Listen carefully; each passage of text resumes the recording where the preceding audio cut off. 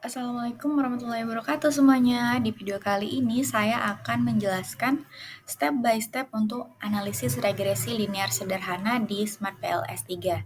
Nah, langkah yang pertama yaitu klik new project lalu tulis nama projectnya, misalkan UAS statistik. Lalu klik OK. Nah, selanjutnya double klik to import data. Nah, masukkan datanya lalu open. Nah, klik OK.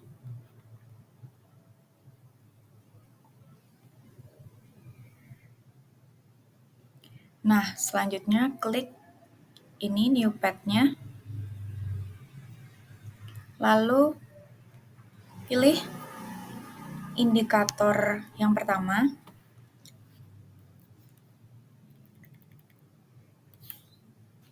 Lalu drop ke kanan.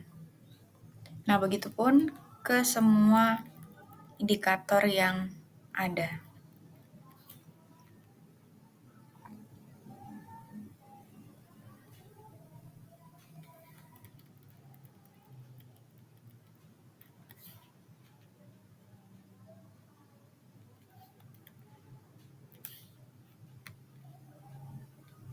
Nah, setelah itu kita edit posisinya.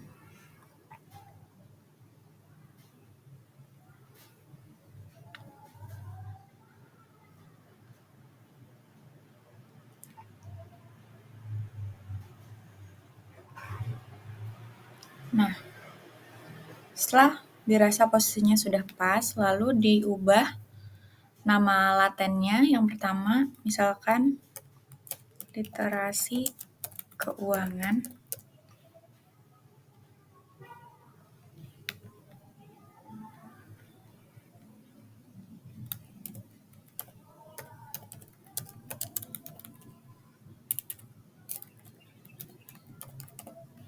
Toleransi risiko.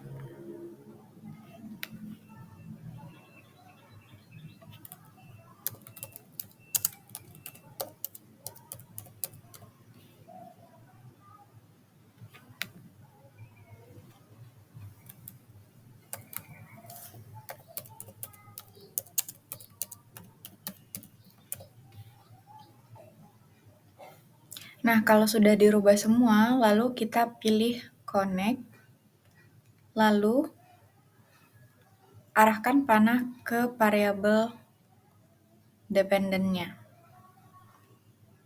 Nah, kalau sudah seperti ini,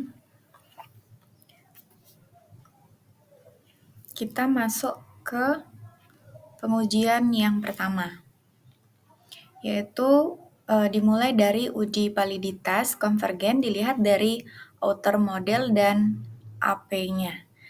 Kita mulai dari klik calculate, lalu pilih PLS algorithm, lalu start calculation, pilih outer loading. Nah, di sini terlihat nilai outer loading-nya banyak yang merah.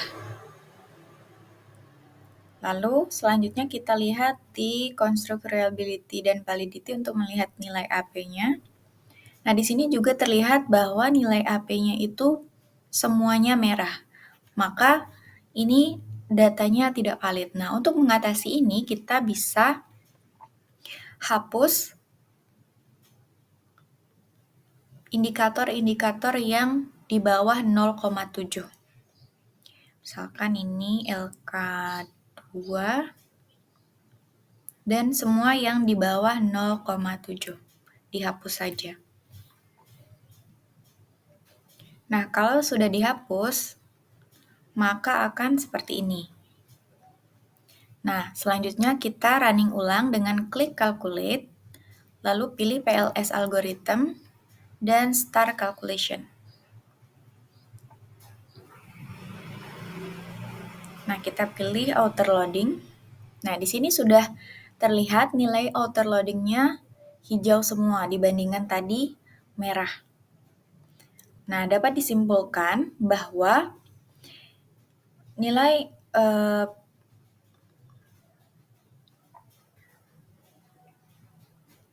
Nah, dapat disimpulkan bahwa nilai loading faktornya sudah hijau semua dan nilainya di atas 0,7, yang artinya asumsi validitas konvergen berdasarkan loading faktor sudah valid. Nah, sedangkan untuk nilai AP-nya kita klik construct reliability. Nah, di sini terlihat nilai AP-nya yaitu sudah hijau, yang menandakan bahwa asumsi validitas konvergen berdasarkan nilai AP sudah valid karena sudah hijau semua. Nah, selanjutnya yaitu uji reliabilitas. Di sini menggunakan dua metode, yaitu Cronbach alpha dan composite reliability. Nah, di sini kita lihat nilai Cronbach alpha-nya. Nah, nilai Cronbach alpha di setiap indikatornya, di setiap variabelnya, di atas 0,6, yang artinya asumsi reliabilitas berdasarkan Cronbach alpha sudah terpenuhi. Nah, selanjutnya yaitu composite reliability. Nah, di mana nilai setiap variabelnya di atas 0,7, yang artinya asumsi uji reliabilitas sudah terpenuhi. Selanjutnya, untuk validitas diskriminan bisa dilihat di diskriminan validity. Nah, yang di sini. Diklik saja. Nah, bisa dilihat nilainya di bawah 0,9. Yang artinya asumsi validitas diskriminan berdasarkan HTMT sudah terpenuhi. Nah, selanjutnya untuk kriteria pengujian inner model. Bisa kita klik inner model di base data. Nah, bisa dilihat di inner model di mana nilai VIF-nya tiap variabelnya kurang dari 10, yang artinya uji multikoliniaritasnya sudah terpenuhi. Yang kedua, R-square. Kita klik R-square di bagian quality kriteria. Nah, di sini terlihat nilai R-square-nya 0,295, sedangkan nilai R-square adjust-nya 0,285. Nah, yang artinya sumbangan pengaruh variabel independen terhadap variabel dependen secara bersamaan sebesar 28,5%, di mana nilai tersebut tergolong lemah. Selanjutnya, untuk goodness of fit bisa dilihat di model fit. Di sini, di quality criteria. Diklik saja. Nah, di sini terlihat di mana